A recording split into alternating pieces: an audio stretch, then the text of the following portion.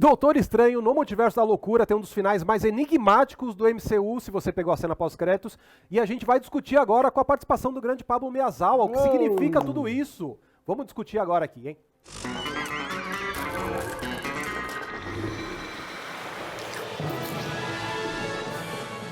Antes de mais nada, não esquece de assinar o canal e balançar o sininho para você não perder nenhuma notificação, porque a gente vai falar muito do MCU, a gente vai falar muito de Doutor Estranho aqui ainda. Doutor Estranho 3 tá vindo aí?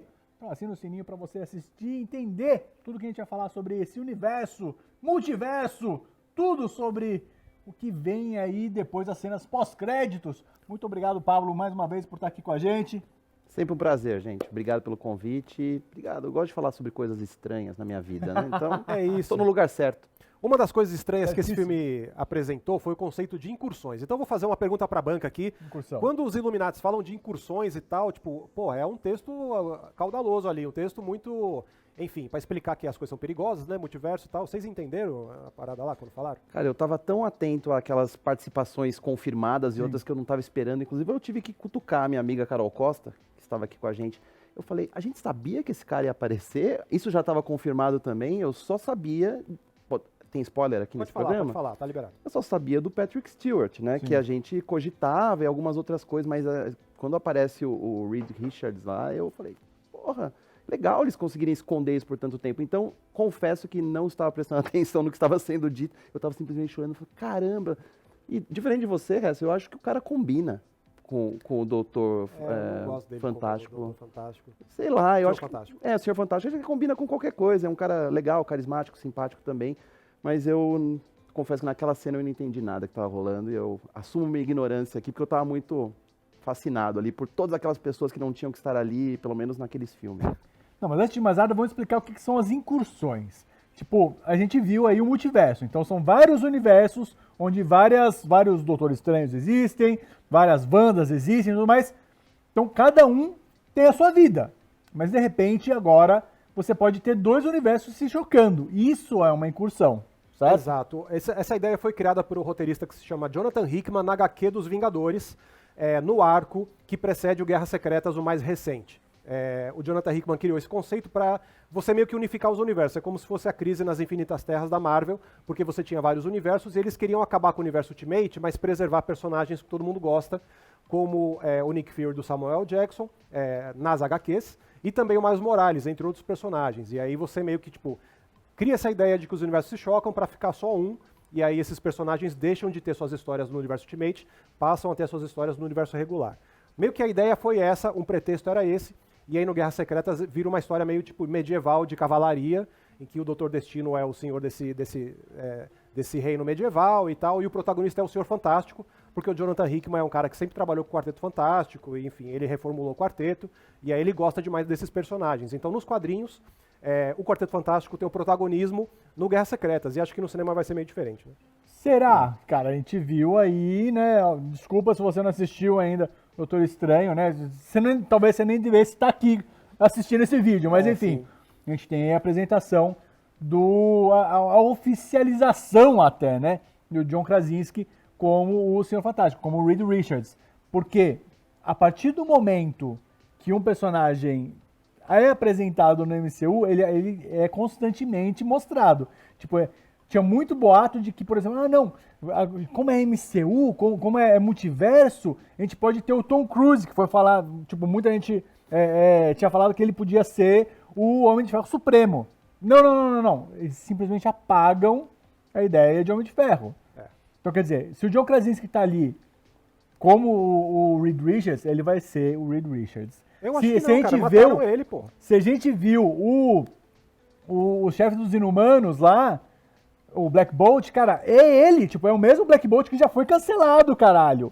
E ele tava lá de novo, velho. Então a gente pode concluir que o Professor Xavier morreu também e não tem mais X-Men. Eu acho que a ideia toda da galera morrer ali é pra dizer, olha só, vamos atender o desejo do pessoal que gostaria de ver o Krasinski no papel e tal, mas a gente passa uma régua aqui e começa do zero. Acho que a ideia vai ser meio essa, assim. Mas enfim, a gente vai ver no futuro. O que eu acho que eles embolaram... Eu já vi no futuro eu já vi. Você já viu o futuro? Já vi. Com o olho de Agamotto?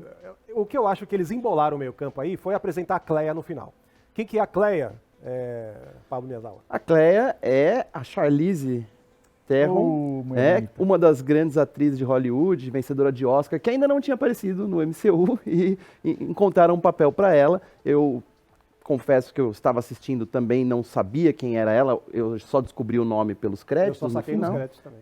Mas logo vários nerds vieram atrás de mim. Não, e no quadrinho ela é casada com o Doutor Estranho. Eu falei, tá, beleza, tal. Mas fica essa confusão e eu acho que 95% das pessoas que assistiu ao filme, que viram aquela cena, falaram assim, tá, mais uma personagem entrando, alguma afinidade aí com o Estranho, né? Mas vamos ver o que vai acontecer, mas não sabe, né? Que eles vão estabelecer uma relação e provavelmente é por isso que trouxeram ela para o negócio, porque nos quadrinhos eles têm um relacionamento, né? É isso que eu compreendi, mas tá aberto, né? Ninguém sabe o que eles vão fazer com esses personagens exatamente, mas fica claro que vai ter um Doutor Estranho 3. Ou era isso, ou é a fusão, a incursão aí entre o MCU e o Velozes e Furiosos. Pode ser também. Top. Isso seria, eu assistiria. Ou Mad Max, talvez, né? Talvez, Mad pode ser Mad também. Max. Mad também. Max ficaria bom. Ó, uma coisa que eu acho que vai ser sacramentada com essa entrada da Cleia na história é que o segundo filme era meio que a resolução da relação entre o Doutor Estranho e a Christine. Sim. E aí ele fala no filme inteiro, ele fica pensando, será que eu tô feliz ou não? Será que eu queria ela ou não? E aí no final eles meio que chegam no meio termo ali, né? Eles não ficam juntos, mas ele diz, puta, eu queria ter ficado com você e tal. Eu te amo, mas não. Eu te amo, mas a gente não vai ficar junto. E tudo bem, entendeu? Porque ele já chegou lá, conheceu a Charlize Theron, que também é linda e tal, então eu acho que meio que fechou-se uma porta, já que a gente fala de portais e tal, fechou-se uma porta ali com a Rachel McAdams, e abriu-se uma outra porta com a Clea. Então, se eles forem contar agora Guerras Secretas, você tem que assumir que o Doutor Estranho continua protagonista agora ao lado da Claire. Sim, mas aquele terceiro olho é feio demais, hein? É estranho, né? Feio. grotesco. Tinha que ter sido uma coisa ali prostética, tipo, o digital fica feio. Parece mal feito. Sei lá se vão resolver isso, mas se a gente Tem filtro no Instagram melhor que aquilo. Pois é, a gente vai assistir isso no Doutor Estranho 3, ele o tempo todo com esse terceiro olho, aí vai ficar meio cringe. Olha, eu acho que muita gente vai estar esperando um Guerras Secretas bem pesado aí a partir dessa ideia das incursões, mas, cara, nos quadrinhos Guerra Secreta serve para você fechar o multiverso, você tem um universo só. Eu não sei se é agora que eles vão fazer isso, eventualmente vão ter que fazer. Talvez o terceiro filme de Doutor Estranho seja um pouco mais focado nessa coisa do terceiro olho, e aí, de novo, né, consequências de você usar magia no seu corpo e tal, o que isso significa. Tem histórias muito boas de Doutor Estranho, dele ficar meio que guardando o lado ruim da magia, e, mano, chega uma hora que ele tá com a casa tomada com um puto espírito, virou uma bola, assim, a bolha assassina, entendeu? Isso é uma ideia muito bacana, e eu acho que pelo que aconteceu no segundo filme, essa ideia do terceiro olho, pode ser que eles vão por esse caminho também. Um personagem mais dark, né? Mostraram uma faceta, porque no primeiro filme, nas outras aparições do personagem, pelo menos nos filmes, é um cara assim, né? Que a característica principal dele é ser arrogante, se achar muito, tal, charmosão, tal. Começamos a ver uma faceta mais dark dele, e agora, com o terceiro olho, ele é praticamente um mutante.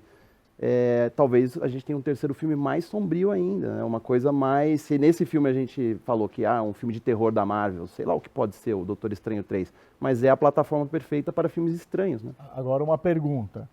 Sanheim, vocês acham que ele deveria voltar ou não? Cara, eu acho que, enfim, ele resolveu pegar essa bucha, né? O Scott Derrickson saiu do processo aí no meio, os caras estavam fazendo o filme, ele pegou e tal... talvez tenha pego ali numa promessa de fazer mais filmes, sei lá, eu gostaria muito de ver ele fazendo um filme que ele comece do zero, que tenha liberdade de fazer e não que tenha 40 minutos cortado do que ele queria e tal. Eu gostaria muito de ver isso, porque eu acho que ele tem um espírito de quadrinhos que esses filmes de super-herói meio que estão perdendo. Assim. Isso seria muito bacana pro gênero, para você continuar mantendo o gênero vivo, colorido, coisas que fazem de histórias em quadrinhos, história em quadrinhos, né? Acho que existe essa polêmica, esse conflito, um purismo, né? Muita gente espera que filmes de super-heróis sejam do jeito que você está falando, né? Focados na realidade, mas com monstros, com cores, com poderes, com coisas que atravessam as galáxias. E tem aquelas pessoas que viram o Cavaleiro das Trevas, acharam que todos os filmes de super-heróis precisam ser sombrios, realistas. Tem que imaginar que isso acontece. A gente teve agora o The Batman, que pra mim... Mas eu acho o The Batman muito quadrinhos. Embora seja super sombrio e tal, ele no uso das cores e tal, tipo, ele é muito HQ. Pois é, ele é muito parecido com... Lembra muito o Ano 1, de vez em quando, né, do Frank Miller também. Mas assim, é um filme de quadrinho ao mesmo tempo, né, porque você tem ali pessoas grotescas e tal, mas é mais focado em realidade. Eu acho que é interessante, né, a gente sempre falou, a Marvel vai por esse caminho mais colorido, mais... surrealista dos quadrinhos, a DC segue mais esse lado, não, pé no chão, e daí veio todos esses filmes do Zack Snyder aí, que meio que mexeram um pouco nessa equação. E agora o Batman volta para esse lado quadrinho mais realista, né? E acho que a Marvel aí pode experimentar. Eu acredito que o que a Marvel vai fazer é experimentar cada vez mais com diretores, autores, né? Que vão colocar o toque deles ali e a gente vai ver filmes diferentes. O que vai compensar o fato da gente ser obrigado a ver esse monte de filme, um monte de série o tempo todo. Então você vai para ver o filme do Sam Raimi, que é de super-herói, e não para ver o 28º filme do MCU. A gente viu, desculpa te cortar, Paulo, mas a gente viu aí recentemente o Ridley Scott fazendo um filme de Cavaleiros. Né? Tipo, será que poderia ser ele a dirigir um terceiro filme, Hesser? Guerra Secreta? Não, acho que não tem nada a ver com o Ridley Scott. Tá muito velho também, E né? ele tenta fazer uma coisa que seja mais realista, mais ainda do que o Christopher Nolan, assim, então acho que não é pra ele. Eu queria que fosse uma coisa, quer dizer, mais pop, assim, sabe? Tipo, esse Doutor Estranho eu gostei porque ele é super pop, ele não tenta se levar mais a sério do que deveria, não é sisudo, marrento, ele é muito pop, ele é popular, sabe ser popular, e eu acho que esses filmes estão precisando disso aí. Então, seja com Guerras Secretas, seja com Doutor Estranho 3 com o terceiro olho mais sombrio e tal, eu acho que esses filmes eles têm que se encaminhar por um lado aí mais, sei lá, mais pop mesmo, assim, sabe? Em vez de você se fechar numa coisa de fazer referência a si mesmo o tempo inteiro, fanservice o tempo inteiro, eu acho que já deu, assim, sabe? Tipo, vai chegar o filme do Flash, ele também é muito de piadinha e de fanservice. Eu acho que a gente tem que meio que seguir em frente, sabe? Porque, pô, mesmo no caso do Doutor Estranho, não sei a opinião de vocês, mas a cena que deveria ser aquela coisa, um show de fanservice, é meio caído, assim. Até pelo próprio desfecho, sabe? Todo mundo morre no fim. Então, E sei lá. já tinham dado a letra, né, do que ia acontecer. Já tinham dado a letra, tem isso também.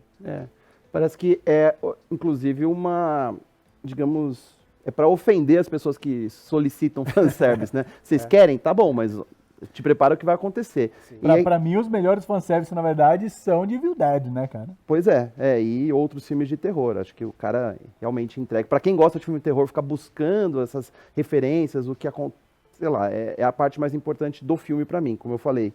É um filme que funciona melhor como filme de terror do que como filme de super-herói. Você mistura as duas coisas, você tem o Doutor Estranho 2. Já sei o que a gente quer no futuro, então. Já que você falou de Evil Dead de fanservice aí, ó, de easter egg de fanservice, e já que o Kevin Feige é fã de Star Wars, gosta de cortar a mão de serra elétrica. É isso que a gente quer ver agora. O Pablo também quer. Muito obrigado por ter vindo, Pablo, aqui pra prestigiar o Omelete TV. Aqui, ó, primeira vez, finalmente. Finalmente, 20 anos depois, finalmente estou aqui no sofá amarelo mais famoso do Brasil. É um prazer estar aqui. Obrigado pelo convite, gente. Aqui, ó, tem um GC aqui, ó. Segue o Pablo lá nas redes sociais e tudo mais. Isso aí, tô no Twitter, tô no Instagram, tô toda quinta-feira falando de games no Terra, gameon.gg, programa semanal, e fazendo mil coisas por aí, né? Até pela CCXP eu vou aparecer, né? Opa! Aí sim, olha aí, só. tamo junto, sempre. O Pablo vai ser convidado para dar as teorias nerds dele aí sobre o futuro de Doutor Estranho, mas a gente vai jogar para você agora. O que você acha que vai acontecer? Se vai rolar Guerra Secreta, se é Doutor Estranho com o terceiro olho, o que vai rolar nesse futuro do MCU aí? Conte pra gente.